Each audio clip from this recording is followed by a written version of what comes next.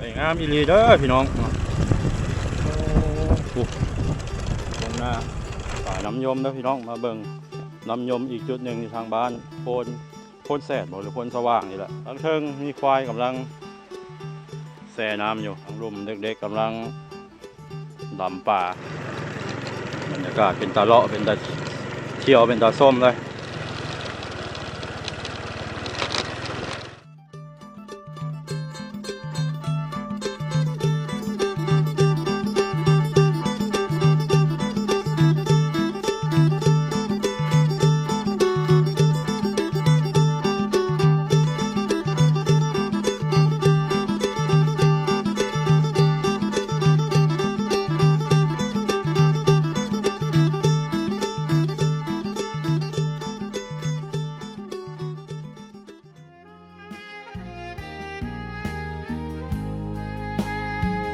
จากบ้านมาไกลแต่หัวใจยังห่วงหาคิดทอดทงนาพ่อแม่ที่หักหลายคิดทอดน้องสายอายใหญ่ที่จากมาสุดที่ห่วงหาแต่ภาระเฮายังมีบ้านเฮายังคิดถึงบ่มียามเบื่อคิดทอดเสมอสบายดีพี่น้องหมดสู่ผู้สุคนมาพบกับบ่าวสอนอีกเช่นเคยเนาะคลิปนี้สิพาพี่น้องเข้าไปเลาะไปเที่ยวทางบ้านโพนแสดโพนสว่างเมืองยมราชด้วยกันถัดจากบ้านนากระตังมาประมาณ 4-5 กิโลเมตรพี่น้องชาวบ้านเขาเจ้าเฮ็ดนาแซงหรือว่านาปรังโดยการใส่น้ำยมปั๊มขึ้นมาหรือว่าดันขึ้นมาเนี่ยเขานากำลังเกี่ยวงามตอนนี้งามอีหลีเด้อพี่น้องตรงหน้าแซงมีต้นรับประทานพี่น้องวิวอลังการขนาด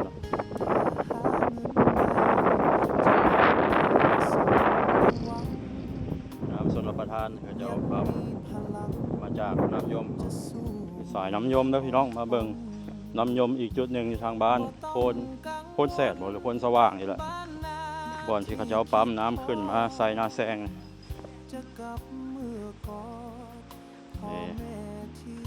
ใส่ไฟฟ้าเนาะเป็นเครื่องจักรไฟฟ้าปั๊มน้ำขึ้นมาใส่นาแซงหรือว่าน้ำปังทั้งเทิงมีควายกำลังแช่น้ำอยู่มันฮ้อนเนาะทั้งลุ่มเด็กๆกำลังดำป่าหาปลาเดินทางต่อพี่น้องออกไปเลาะเบิ่งบรรยากาศภายในบ้านเพิ่นยังไม่แน่ใจว่าเป็นบ้านอย่างนี้โพนแสดหรือว่าโพนสว่างธรรมชาติงามเลยเนาะตรงนาแสงพี่น้องเลยเที่ยวเนาะอีก 4-5 เดือนจะได้เกี่ยวละจากบ้านนากระตังมาในกับบุกไก่ประมาณ 2-3 กิโลเมตรเนี่ยบุฮอด5ครับพี่น้อง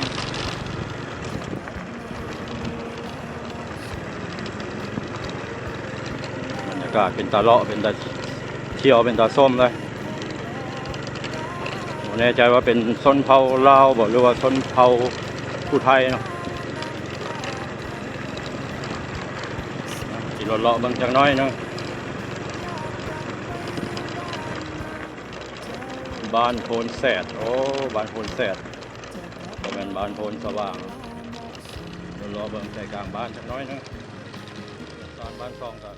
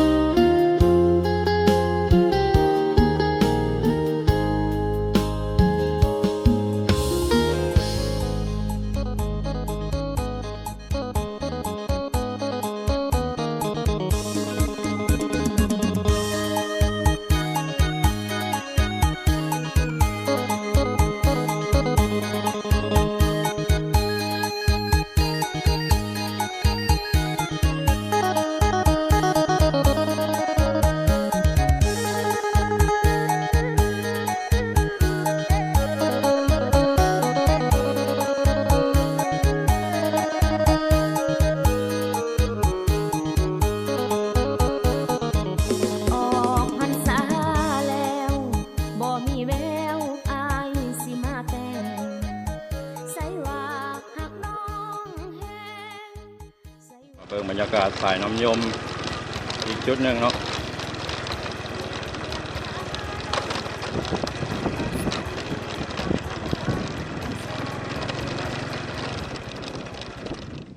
นี่สายน้ำยมพี่น้องเขาเจ้าเฮ็ดส่วนรับประทาน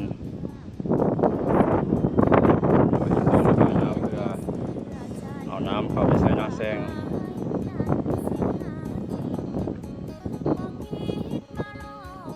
บ้านโพนแสดบ้านเพิ่นก็อ้อมรอบไปด้วยภูเขาหินปูนบ้านที่บ่ใหญ่บ่ปานใดน่าจะประมาณ100ปลายหลังคาเรือนเนาะบ้านเก่าแก่ดั้งเดิม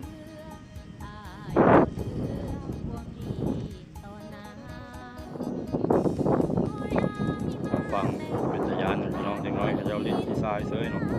เป็นตะยานนั้นขี้ทรายมันถล่มลงมาเนาะ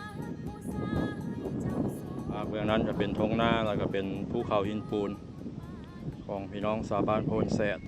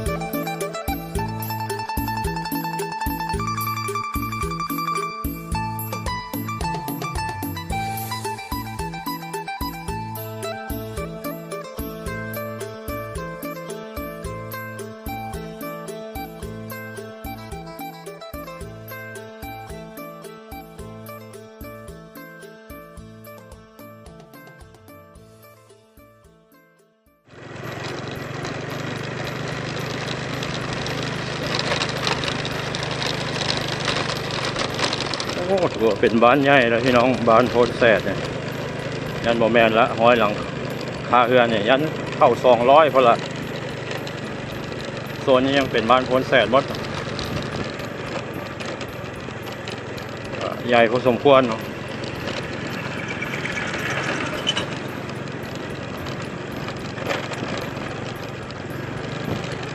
ข้างหน้าเป็นบ้านโพนสว่าง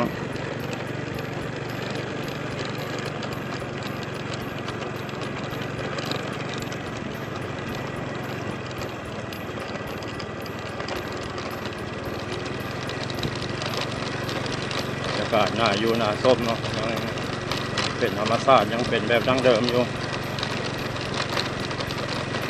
ต้นนิ้วลายต้นมะพร้าวก็ลาย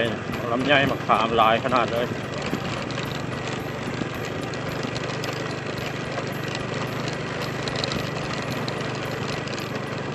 จริงๆบ้านแถวนี้ก็บ่ได้ไกลจากตัวเมืองเลยประมาณ10 ปลายกิโลเมตรนี่แหละจากนี้เข้าหาตัวเมืองนะ บ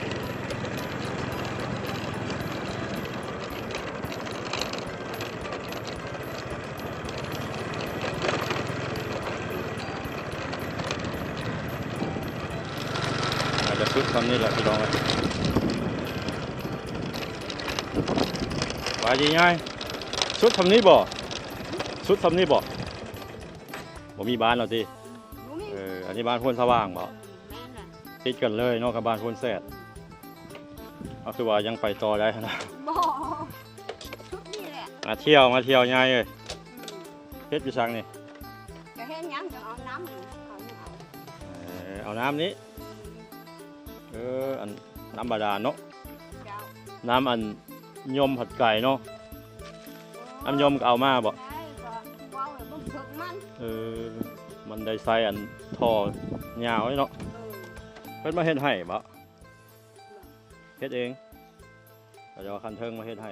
นั่นแหละนี่ได้ ตามโครงการบ่ แม่นแหละ โครงการมาเฮ็ดให้ก็เป็นอันนี้เป็นบ้านโพนสว่างแล้วพี่น้องเอ้ยบ้านโพนแสดกับโพนสว่างติดกันเลยเนาะ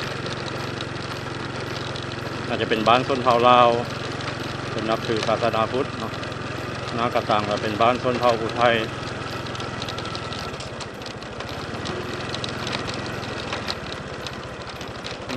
หาเที่ยวนาส้มพี่น้องเลยธรรมชาติงามย้อนว่ามีภูเขาหินปูนแล้วก็เรือนซ่านบ้านซองวิถีชีวิตแบบดั้งเดิมเนาะ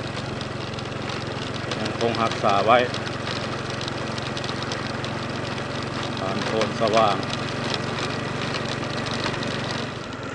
เป็นอย่างไรก็ฝากพี่น้องเขาคอมเมนต์กดไลค์กดติดตามหรือว่ากดแชร์ให้กำลังใจบ่าวสอนได้เด้อเนาะสามารถตำนี้ที่ส้มได้เนาะ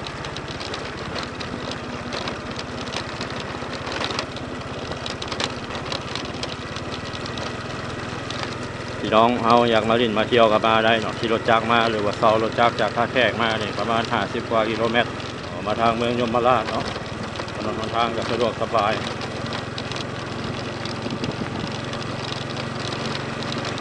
มาวันนี้บางส่วนของพี่คลิปนี้ไว้สำหรับนี้ก่อนเด้อคลิปหน้าพบกันใหม่เนาะขอขอบใจทุกท่านที่เข้ามาติดตามรับชมสำหรับคลิปนี้สบายดี